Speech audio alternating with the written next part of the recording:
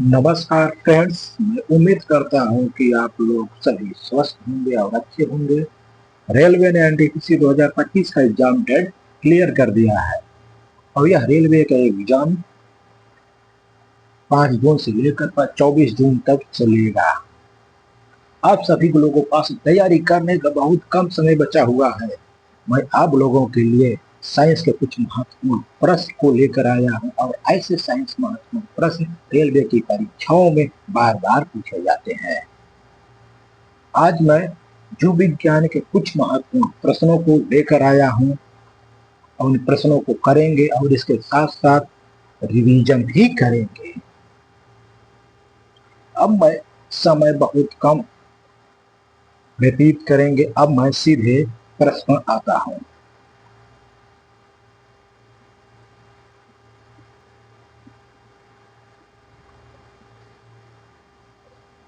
प्रश्न नंबर पहला है। प्रश्न प्रश्न पूछा गया है कि प्रोटीन का संश्लेषण होता है, मतलब प्रोटीन का संश्लेषण कहाँ होता है, प्रोटीन का संश्लेषण किसमें होता है।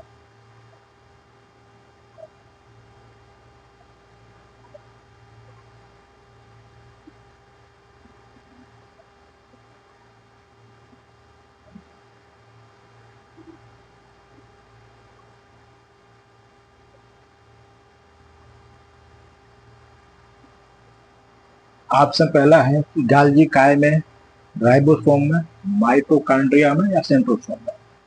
दोस्तों, प्रोटीन का संश्लेषण कहाँ होता है? प्रोटीन का संश्लेषण यानी प्रोटीन का निर्माण राइबोसोम पर होता है। राइबोसोम।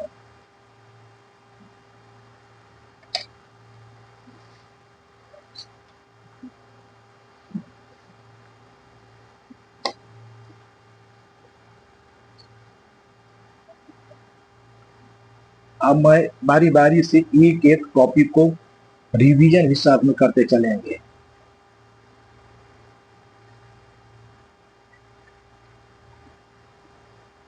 गाल्जी काय, गाल्जी क्या है, काय क्या है और गाल्जी काय के बारे में हम लोग पढ़ेंगे। गाल्जी काय क्या है, गाल्जी काय का फंक्शन क्या है, गाल्जी काय कार्य कैसे करता है। गाल्जी काय जो है यह एक क्या है, नलिकाओं का एक तंत्र है जो ये दूसरे ऊपर समांतर रूप से सजी रहती है और इनको ही सिस्टर्नी कहते हैं। और गाल्जी काय का संपर्क एंडोप्लाज्मिक रेटिकुलम से होता है और यह रेटिकुलम में जो पदार्थ संश्लिष्ट होता है वह गाल्जी काय में पाइप किया जाता है। और गाल्जी काय लाइसोसोम का भी निर्माण करता है। गाल्जी काय ग्लाइकोप्रोटीन और लाइकोप्रोटीन का निर्माण करता है।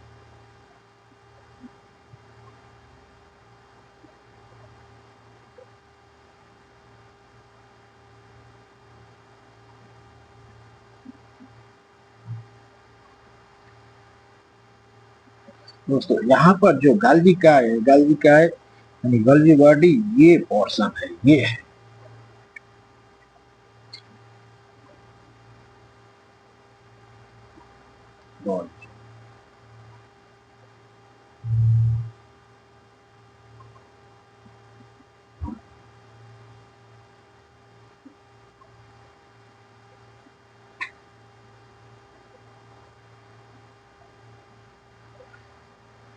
राइबोसोम क्या है? सबसे पहले पढ़ेंगे कि राइबोसोम क्या है। अक्सर प्रश्न पूछा जाता है कि राइबोसोम की खोज किसने किया है और राइबोसोम किस चीज का संश्लेषण करता है। तो राइबोसोम की खोज जो है जॉर्ज पायलट ने किया। राइबोसोम रेटिकुलम की सतह पर राइबोसोम सटे हुए होते हैं और राइबोसोम जो है कोशिका में ये बिखरे पड़े रहते हैं और राइबोसोम जो है आरएनए और प्रोटीन का बना होता है। जैसे राइबोसोम क्या करता है? प्रोटीन का संश्लेषण करता है। एग्जाम अक्सर पूछता है कि प्रोटीन का संश्लेषण कौन करता है? प्रोटीन का संश्लेषण राइबोसोम करता है। और जो प्रोकैरियोटिक कोशिका होते हैं राइबोसोम 70 का होता है। जो कैरोटिक कोशिका है उसमें राइबोसोम कितना पाया जाता है? उसमें राइबोसोम 80 का पाया जाता है।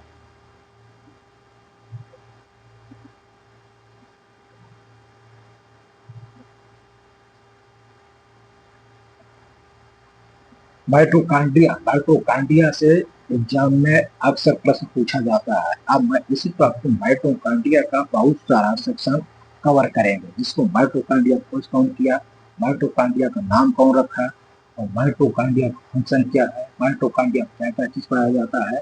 अब हम यहाँ पर डिस्कस करेंगे। जैसा कि पीपीटी में लिखा गया कि माइटोकांड्रिया की खोज अल्टमान ने किया है। और इसका नामकरण कौन किया, माइटोकांड्रिया खोज अल्टमान ने कर दिया, किंतु नामकरण इसको बेंडा ने किया है। नाम इसको बेंडा ने रखा है। माइटोकांड्रिया एक डबल लेयर झिल्ली से बंद होता है। इसमें एक बाहरी झिल्ली होती है और एक अंदर की झिल्ली होती है।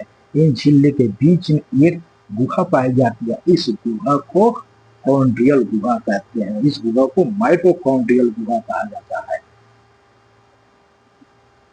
और जो भीतरी झिल्ली है उससे कुछ द्रव निकलता है। वह द्रव इस माइटोकॉन्ड्रियल गुहा में आता है और इसी द्रव को मैट्रिक्स भी कहते हैं, जिनमें क्रिस्टी लगी होती है। माइटोकॉन्ड्रिया को कोशिका का बिजली घर कहा जाता है। Powerhouse of cell. Mitochondria क्या है, पावर हाउस ऑफ सेल। और एग्जाम में यह भी पूछा जाता है कि कोशिका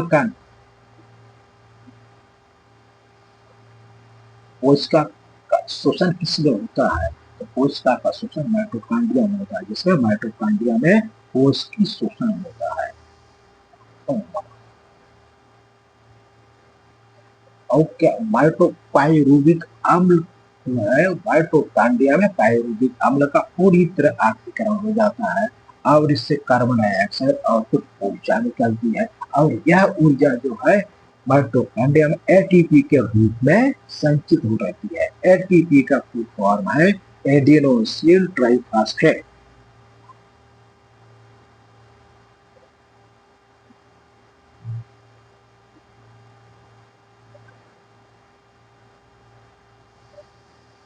माइटोकॉन्ड्रिया में डीएनए और राइबोसोम भी पाया जाता है। अक्सर एग्जाम पूछा जाता है कि माइटोकॉन्ड्रिया में क्या डीएनए पाया जाता है, यस। राइबोसोम पाया जाता है, यस। और माइटोकॉन्ड्रिया में एटीपी का निर्माण कहाँ होता है, अक्सर एग्जाम पूछा जाता है। एटीपी का निर्माण माइटोकॉन्ड्रिया में होता है।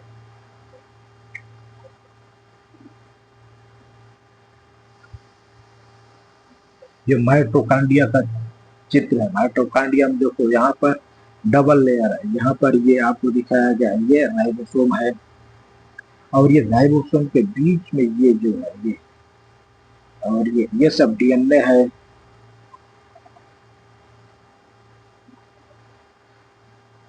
माइटोकॉन्ड्रिया का फिगर कुछ ऐसे होता है। इसमें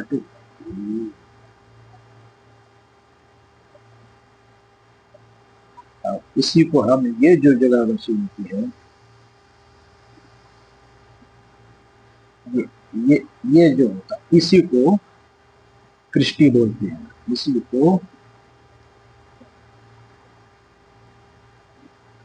इसी को क्रिस्ट कहते हैं। और इसमें जो है इसमें राइबोसोम पाया जाता है। ये जो है राइबोसोम हो गया।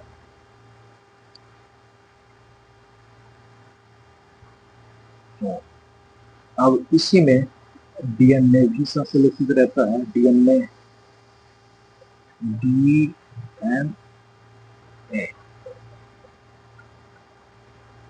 यानी अगर एग्जाम में पूछे माइटोकॉन्ड्रिया क्या पाया, माइटोकॉन्ड्रिया में शोषण भी होता है। कैसा शोषण होता है माइटोकॉन्ड्रिया में, ऑक्सीशोषण, कोश की शोषण होता है। माइटोकॉन्ड्रिया में डीएनए भी पाया जाता है। माइटोकॉन्ड्रिया में राइबोसोम भी पाया जाता है और यह राइबोसोम प्रोटीन का संश्लेषण भी करता है। माइटोकॉन्ड्रिया को कोशिका का बिजली घर भी कहा जाता है।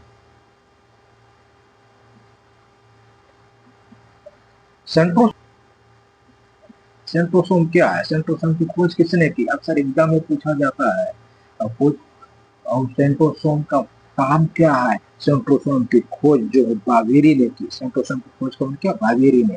और बावेरी सेंट्रोसोम की यह केवल जंतु कोशिका में पाया जाता है। सेंट्रोसोम केवल जंतु कोशिका में ही पाया जाता है। और जब कोशिका विभाजन होता है तो इसमें यह भाग लेता है, कोशिका विभाजन में भाग लेता है। और सबसे इम्पोर्टेंट महत्वपूर्ण बात यह है कि सेंट्रोसोम में यह झिल्ली से बंद होता है। सेंट्रोसोम बिना झिल्ली के होता है और इसमें दो सेंट्रियोल भी होता है।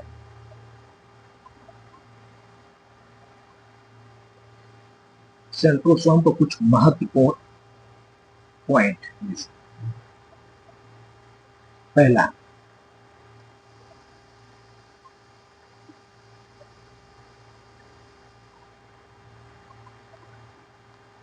सेंट्रोसोम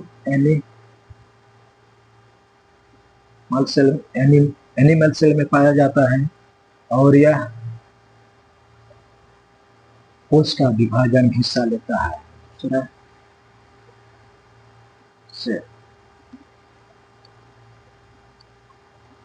डिवीजन में भी भाग लेता है और इसकी खोज तो बताइए बावेरी ने किया है। अब प्रश्न दूसरा आता है, माइटोकांड्रिया। माइटोकांड्रिया का संबंध किससे है? अभी मैं पिछले क्वेश्चन में माइटोकांड्रिया के बारे में डिस्कशन किया है, तो यहाँ पर माइटोकांड्रिया क्या संबंध, क्या माइटोकांड्रिया क्या होता है? माइटोकांड्रिया में कोष की शोषण होता है। माइटोकांड्रिया क्या होता है? कोष की शोषण होता है। यहाँ पर है ऑप्शन नंबर सी सही है। माइटोकांड्रिया में कोष की शोषण होता है।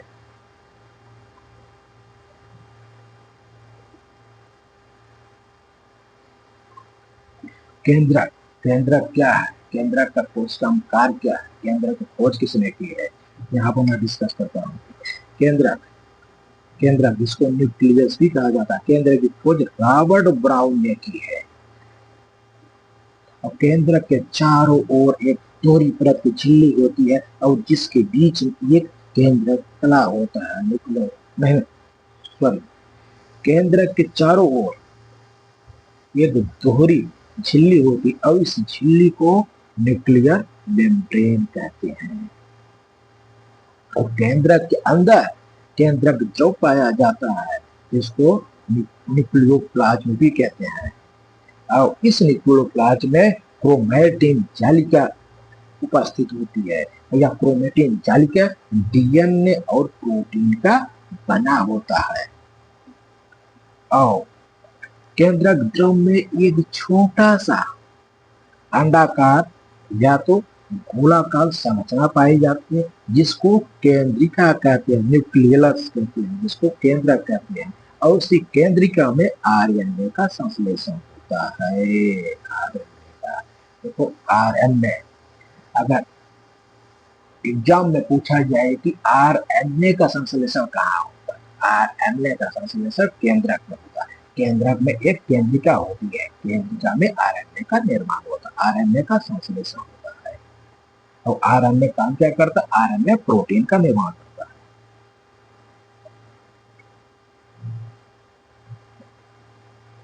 पादप कोशिका में डीएनए होता है। यस, पादप कोशिका में डीएनए होता है। अभी मैंने पढ़ा कि माइटोकांड्रिया में भी डीएनए होता है। माइटोकांड्रियम डीएनए होता है। यस, न्यूक्लियस केंद्रक, केंद्रक में भी डीएनए होता है। तो हरित लवक, हरित लवक में भी डीएनए होता है। तो ऑप्शन नंबर सही ये हो गया, डी सही है। डीएनए सभी पादप कोशिकाओं में सभी में डीएनए पाया जाता है। अब यहाँ पर हम अलग से हरित लवक के बारे में डिस्कस करेंगे।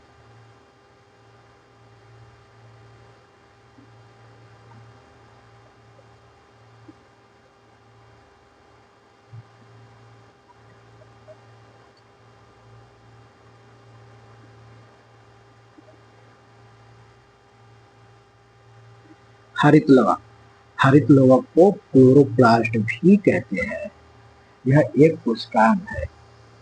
हरित लवक यह केवल पादप कोशिकाओं में यानी प्लांट में ही पाया जाता है। हरित लवक में क्लोरोफिल उपस्थित होता है, या क्लोरोफिल प्रकाश संश्लेषण की क्रिया संपन्न करता है। प्रकाश संश्लेषण में क्या होता है, प्रकाशित ऊर्जा को रासायनिक ऊर्जा में परिवर्तित कर देता है। यानी प्रकाश संश्लेषण में जो प्रकाशीय ऊर्जा है, सन एनर्जी, उसको केमिकल एनर्जी में यानी रासायनिक ऊर्जा में बदल देता है।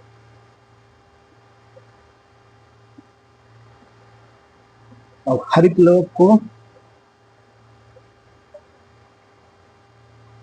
कोशिका का रसोई घर भी कहा जाता है, किचन कहा जाता है। मतलब क्लोरोप्लास्ट जो है वह कोशिका का किचन है। हरित लवक प्लांट कोशिका में पाया जाता है, और हरित लवक को कोशिका का रसोई घर कहा जाता है, कोशिका का किचन कहा जाता है।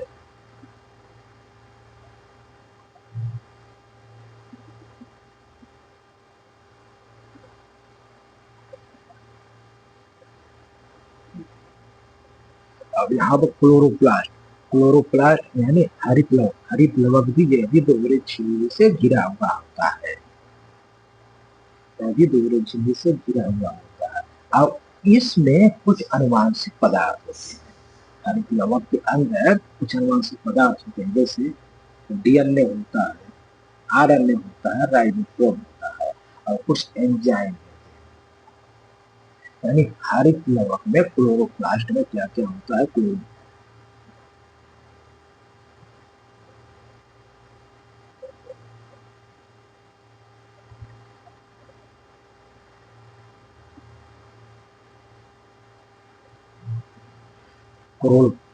क्लोरोप्लास्ट यानी हरित लवक में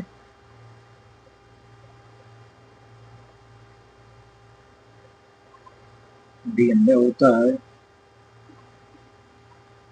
आरएनए होता है,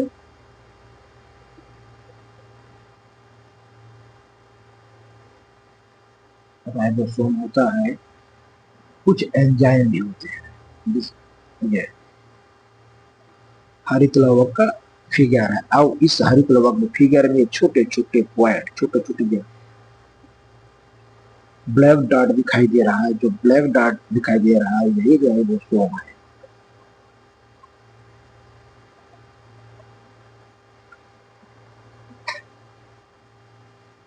कोशिका सिद्धांत का प्रतिपादन कौन किया, यानी कोशिका सिद्धांत का कौन प्रतिपादन किया है। कोशिका सिद्धांत का प्रतिपादन डार्विन और वेसल ने किया, मेंडल और गार्टर ने किया, स्लाइडर और स्वान ने किया, और टैक्सलर ने किया। इनमें से कौन कोशिका सिद्धांत का प्रतिपादन स्लाइडर स्लाइडर और स्वान ने किया। जब भी सेल थ्योरी की बात आया तो दो वैज्ञानिक का नाम रखा जाएगा, सेल थ्योरी।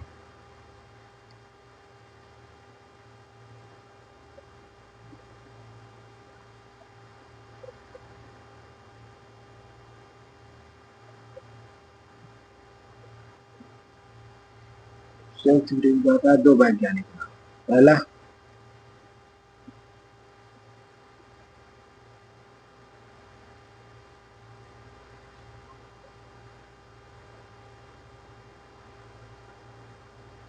डेन, दूसरा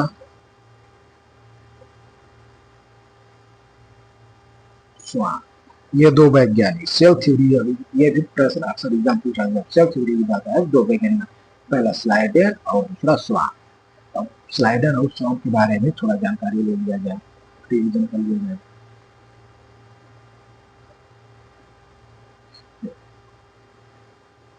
इसमें लिए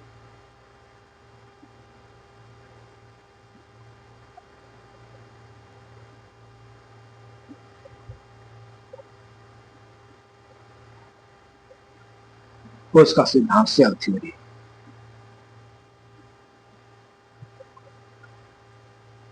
स्लाइडर एक जर्मनी के वनस्पति शास्त्री थे, जिन्होंने 1838 में वनस्पति प्लांट में प्लांटों पर काम किया।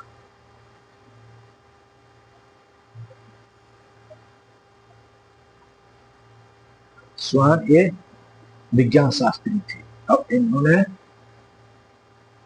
एनिमल पर काम किया, दोनों ने मिलकर कोशिका का सिद्धांत बताया, सेल थ्योरी प्रॉब्लम दिया, जिसमें कोशिका का पहला सिद्धांत है कि प्रत्येक जीव का शरीर अनेक कोशिकाओं से मिलकर, यानी प्रत्येक जीव का शरीर कई कोशिकाओं से मिलकर बना होता है।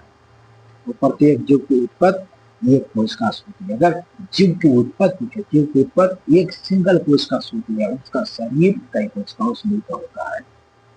और प्रत्येक कोशिका स्वतंत्र होती, स्वाधीन होती है, सभी कोशिकाएं मिलकर काम करते हैं।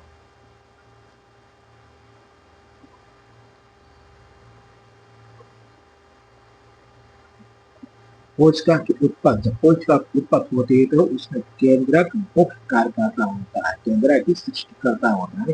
कोशिका की उत्पत्ति में न्यूक्लियस होता है, वह कार्यकर्ता होता है। कुछ यहाँ पर नोट पॉइंट दिया गया है, इसीलिए नोट पॉइंट यह है कि स्लाइडर आउटस्वान ने यह नहीं बताया कि नई कोशिकाएं कैसे बनती है। यह बताने के लिए यहाँ पर इनका सेल थ्योरी फेल हो जाता है। एक वैज्ञानिक आते हैं और विर्चो ने बताया, समझाया कि नई कोशिकाएं कैसे बनती हैं।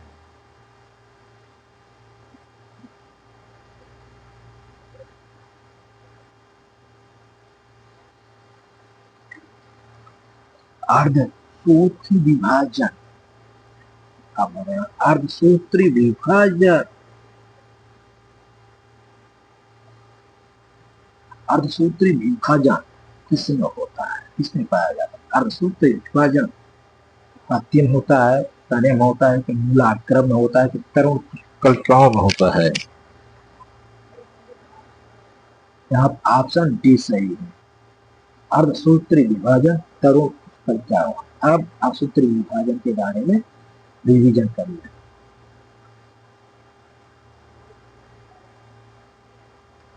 अर्धसूत्री विभाजन, इसको मिसोसिस भी कहते हैं। अर्धसूत्री विभाजन की खोज सर्वप्रथम बीजमैन ने किया।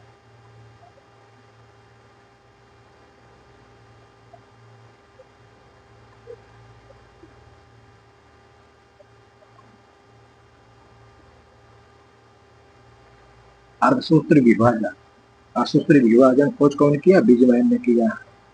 और इसका नामकरण कौन रखा? इसका नामकरण फार्मा और मोरे ने रखा। अब अर्धसूत्री विभाजन केवल जनन कोशिकाओं में होता है, अर्धसूत्री विभाजन केवल जनन कोशिकाओं में होता है। इसमें क्या होता है? जनन कोशिकाओं में, यानी अर्धसूत्री विभाजन जनन कोशिका में होता है। या जनन कोशिका पौधे में, अगर कुछ पौधों में भी जनन कोशिका होती है, उसमें भी अर्धसूत्री विभाजन होता है। और अर्धसूत्री विभाजन एनिमल में भी होता है, क्योंकि उनमें भी जनन कोशिका होती है। इसमें क्या होता है? शुक्राणु और अंडाणु ये मिलकर युग्मक बनाते हैं, नर युग्मक या मादा युग्मक बनाते हैं।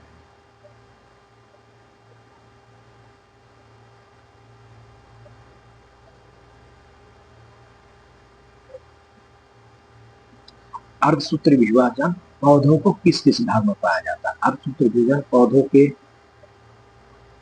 पुष्प, पौधे पुष्प पराग में पाया जाता है। पराग में क्या करता है? पराग उत्पन्न करने के लिए होता है। और मादा पुष्प भाग में पराग उत्पन्न करने के लिए होता है, और मादा पुष्प में अंडा पुष्प उत्पन्न करता है। यानी अर्धसूत्री विभाजन की खोज कौन किया? बीजमैन ने किया। और इसका नामकरण कार्बन और मोरे ने किया। अर्धसूत्री विभाजन केवल जनन कोशिकाओं में ही पाया जाता है।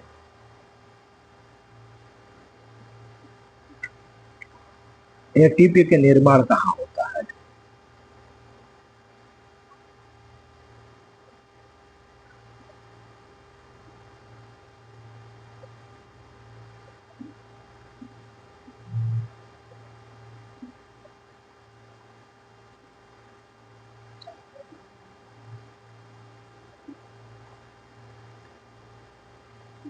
एटीपी का निर्माण कहाँ होता है? एटीपी किसमें बनता है? राइबोसोम में, कैल्शियम में, माइटोकॉन्ड्रिया में, इनमें कोई नहीं। अभी मैं एटीपी पूछा, एटीपी कहाँ बनता है? एटीपी माइटोकॉन्ड्रियम बनता है।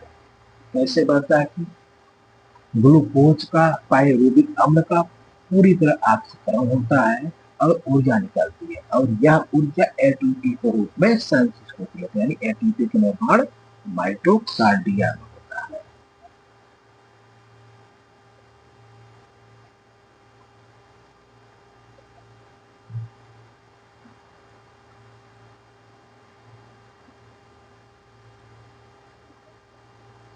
न्यूक्लियस की खोज किसने की? न्यूक्लियस, न्यूक्लियस बोले तो केंद्रक।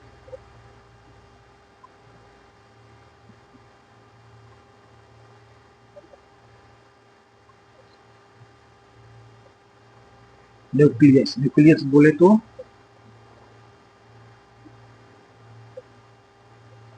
केंद्र। केंद्र की खोज किसने की? केंद्र को स्वान ने किया? नहीं, स्वान ने तो सिर्फ छोड़ दिया। रॉबर्ट कार्क ने? नहीं, रॉबर्ट ब्राउन ने या लिवेन हाक ने?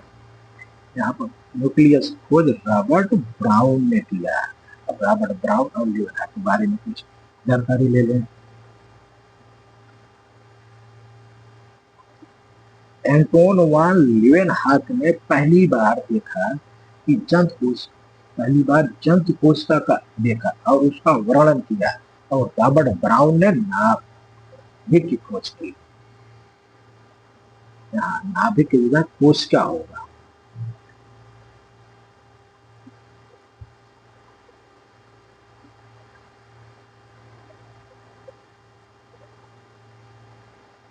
एंटोन लेवेनहॉक ने जंतु कोश क्या, एनिमल सेल का वर्णन किया, एनिमल सेल का खोजा। और रॉबर्ट ब्राउन ने कोशिका का डिस्कवरी किया।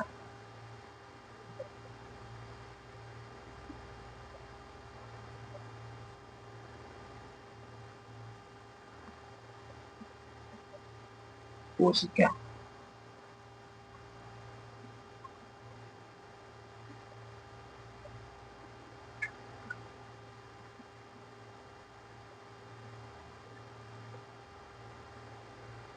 एंटोन वान लीवेनहॉक इनको जंतु कोशिका का खोजने का श्रेय जाता है। ये एनिमल सेल का डिस्कवर किया।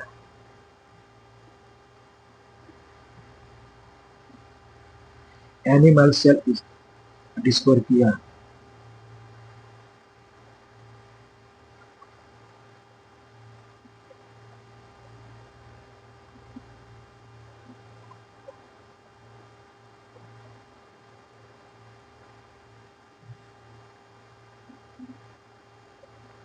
जीव द्रव की खोज किसने की? जीव द्रव बोले तो प्रोटोप्लाज्म।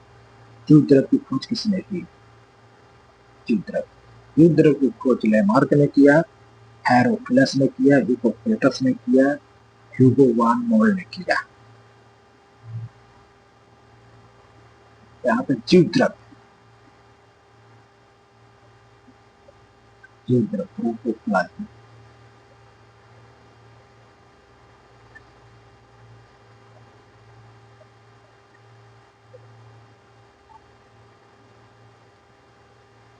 प्रोटोप्लाज्म खोज, प्रोटोप्लाज्म खोज जो है यहाँ पर ह्यूगो वान मोल ने किया। प्रोटोप्लाज्म खोज, प्रोटोप्लाज्म प्रोटोप्लाज्म द्रव की पढ़ेंगे तो मुझे तीन वैज्ञानिक के बारे में पढ़ना पड़ेगा। वैज्ञानिक मुकिंजे,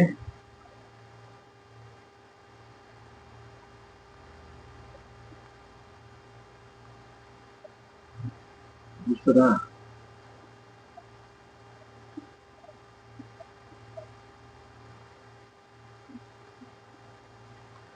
टिल्को साहब के बारे में,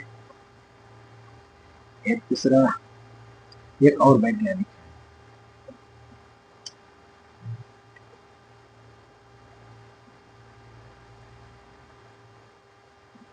दो दार्जिन। जब हम जीव द्रव पढ़ेंगे, जीव द्रव की खोज करेंगे, जीव द्रव के बारे में पढ़ेंगे, प्रोटोप्लाज्म के बारे में पढ़ेंगे, तो हमें 3 वैज्ञानिकों का नाम याद रखना पड़ेगा। पुरकिंजे, ह्यूगो, डुजार्डिन। पुरकिंजे, ह्यूगो, डुजार्डिन के बारे में थोड़ा थोड़ा जानकारी ले लें।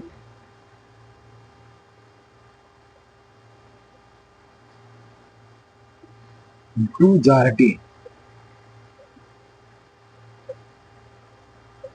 डुजार्डिन ने ही प्रोटोप्लाज्म की खोज की। कब की? 1835 ईस्वी में। 1835 ईस्वी में डुजार्डिन ने प्रोटोप्लाज्म यानी न्यूक्लियस की खोज की और उन्होंने उस समय इसका नाम सर कोड रखा। किंतु पुरकिंजे ने 1829 में प्रोटोप्लाज्म शब्द का प्रयोग किया। प्रोटोप्लाज्म शब्द को प्रयोग किया। प्रोटोप्लाज्म बोले तो जीवद्रव्य। जीवद्रव्य शब्द का इस्तेमाल पुरकिंजे ने पशु भ्रूण सामग्री में किया था और 1886 में ह्यूगो वान मोल ने इस शब्द को पुनः परिभाषित किया ताकि पौधों की कोशिकाओं के भीतर कठोर चिपचिपा और दानेदार तरल पदार्थ संवर्धित किया जा सके। मैक्सवेल ने प्रोटोप्लाज्म सिद्धांत प्रकट किया। जब हम प्रोटोप्लाज्म जीव द्रव पढ़ेंगे, प्रोटोप्लाज्म जीव द्रव पढ़ेंगे तो 3 वैज्ञानिक नाम पढ़ेंगे। पहला प्रोटोप्लाज्म पढ़ेंगे 3 वैज्ञानिक।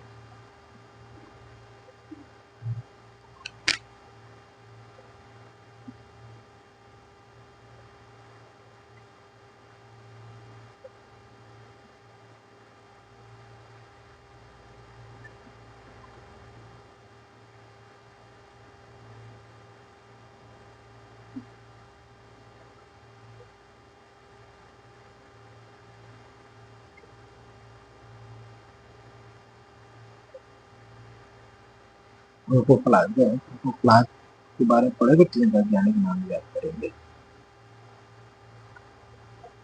पहला डुजार्डिन,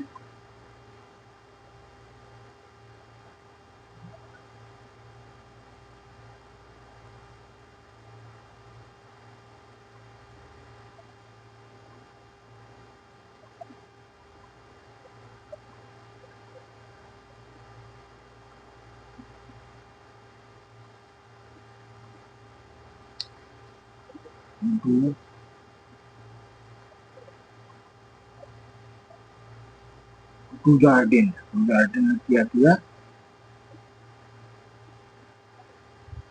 खोज किया और इन्होंने क्या रखा? सरकोडा। और इन्होंने नाम क्या रखा? खोज किया और नाम क्या रखा प्रोटोप्लाज्म का? सरकोडा। उसके बाद पुरकिंजे,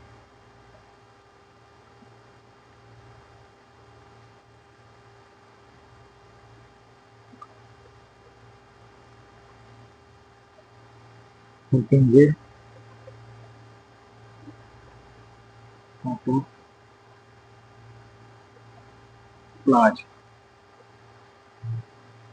शब्द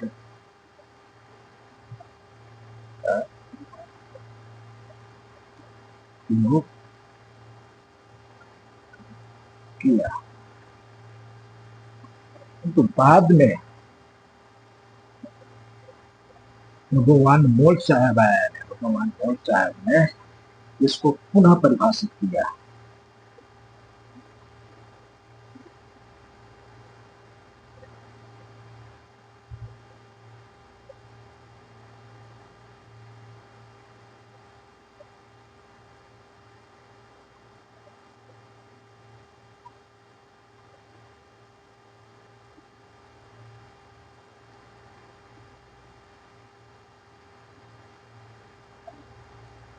भगवान मोल ये क्या किए?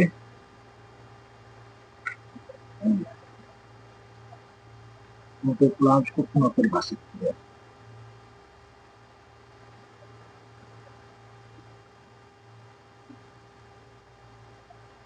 प्लाज्म शब्द को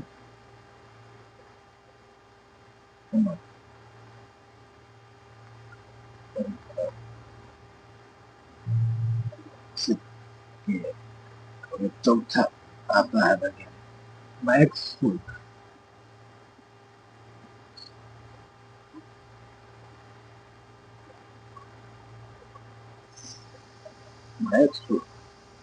मैक्स प्लैंक ने प्रोटोप्लाज्म सिद्धांत, द्रव सिद्धांत,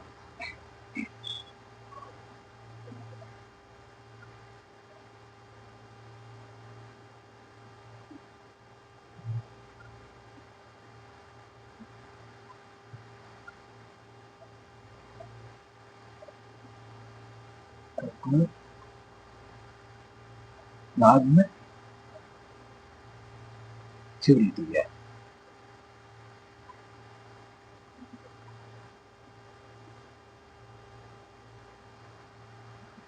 लैमार्क कौन थे?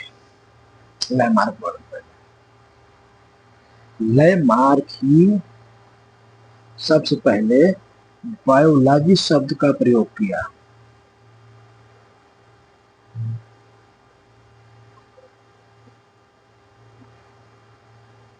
लैमार्क ही सबसे पहले बायोलॉजी शब्द का प्रयोग किया और इनके साथ एक और वैज्ञानिक ट्रेवेरिस ने, वो भी बायोलॉजी शब्द। अगर बायोलॉजी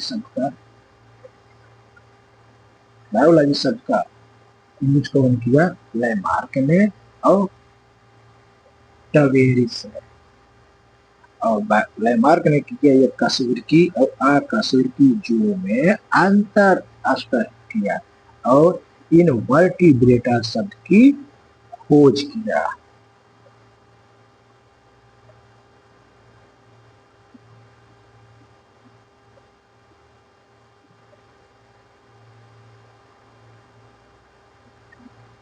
जब कोशिका का विभाजन होता है तब स्पष्ट क्या दिखाई देता है? जब कोशिका का विभाजन होता है तो जीन है, जीन डीएनए की एक कार्यात्मक इकाई है। गुणसूत्र जब क्रोमेटिन बनता है, क्रोमोसोम,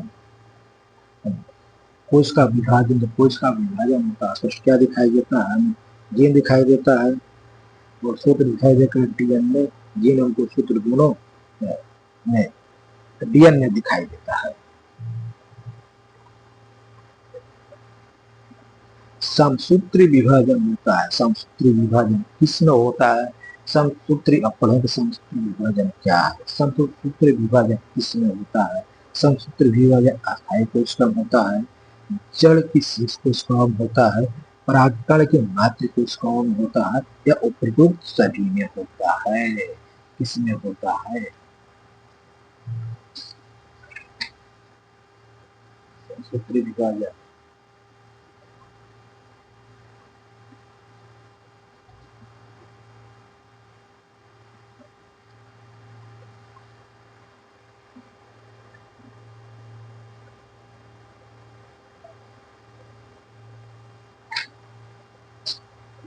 समसूत्री विभाजन के बारे में आप पढ़ेंगे। समसूत्री विभाजन ये जड़ की शीर्ष कोशिका में होता है। समसूत्री विभाजन कायिक कोशिका में होता है। इस प्रकार के कोशिकाओं में होता है या कायिक कोशिकाओं।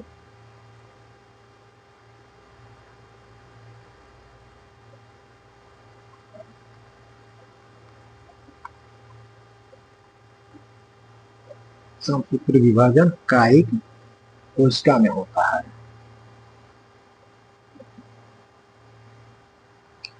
कायिक कोशिका वे कोशिका कायिक कोशिका वे कोशिका जिनमें जनन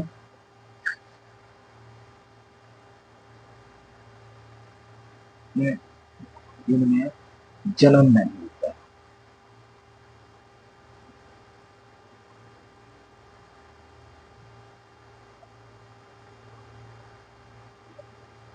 समसूत्री विभाजन, समसूत्री विभाजन की खोज किसने, समसूत्री विभाजन खोज 1882 में वाल्थर प्रोमिंग ने किया, वाल्थर प्रोमिंग किया, और उन्होंने इसका शब्द माइटोसिस नाम रखा। समसूत्री विभाजन काइटोस्ट्राम होता है, और इस विभाजन में जो मदर सेल्स है वह विभाजित होकर दो समान और संतत कोशिकाओं का निर्माण करता है। मेरिस्टेटम पौधों में एक ऐसा मेरिस्टेटम पौधों में एक ऐसा क्षेत्र है जिनमें माइटोसिस यानी समसूत्री विभाजन होता है। यह मेरिस्टेटम कहाँ कहाँ पाया जाता है? मेरिस्टेटम टहनियों में पाया जाता है, जड़ों में पाया जाता है, पौधे अन्य भागों में भी पाया जाता है।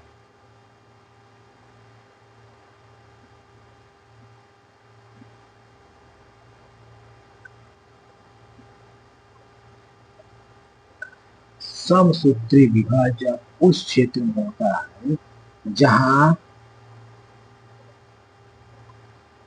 मेरिस्टेटम क्षेत्र होता है। यह मेरिस्टेटम क्षेत्र पौधे के टहनी, जड़, तना में पाया जाता है।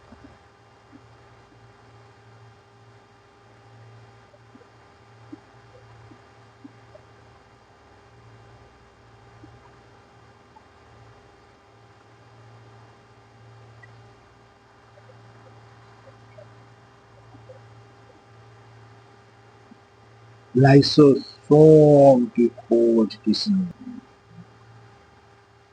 लाइसोसोम की खोज डी ड्यूए ने की। अब डी ड्यूए के बारे में, लाइसोसोम के बारे में कुछ जानकारी ले लें।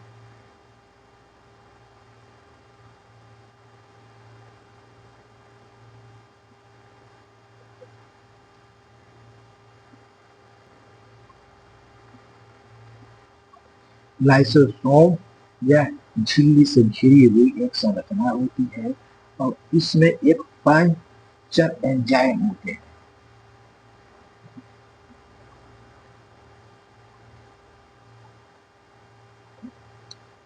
लाइसोसोम की खोज डी डवे ने किया 1895। लाइसोसोम की खोज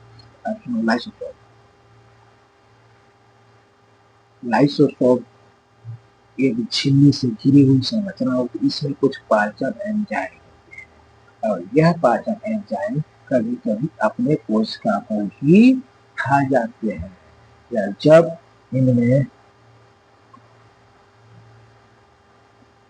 जब इनके अंदर कोई वायरस बैक्टीरिया प्रवेश करता है तो वे इनको भी खा जाते हैं। ये छोटे छोटे टुकड़ों में टूटे कोशिकाओं को ये पचा जाते हैं, इसमें पाचन एंजाइम होते हैं।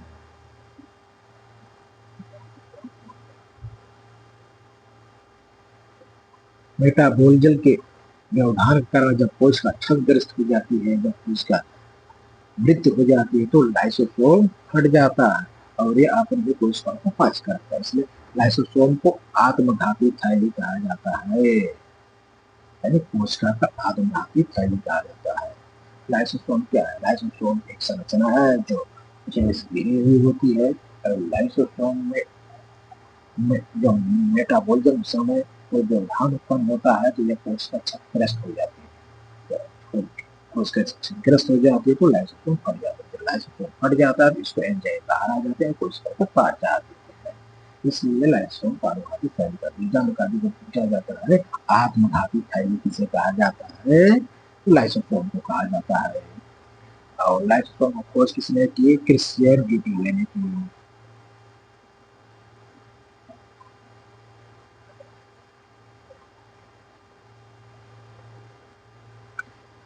आज के लिए बस, धन्यवाद आप सभी। अब विज्ञान का कुछ महत्वपूर्ण प्रश्न में अगले वीडियो में आपको लेकर आएंगे। अब आप चैनल को लाइक कीजिए और सब्सक्राइब कीजिए तथा बेल आइकन को जरूर दबाइए ताकि विज्ञान के महत्वपूर्ण प्रश्न सबसे पहले आप ही बोलेंगे। चैनल को सब्सक्राइब करना ना भूलें। अगर चैनल को सब्सक्राइब कर दीजिए, विज्ञान के महत्वपूर्ण प्रश्न जो रेलवे एनटीपीसी 2025 आने वाले हैं या उन सब प्रश्नों की इंफॉर्मेशन आपको सबसे पहले मिल जाएगी।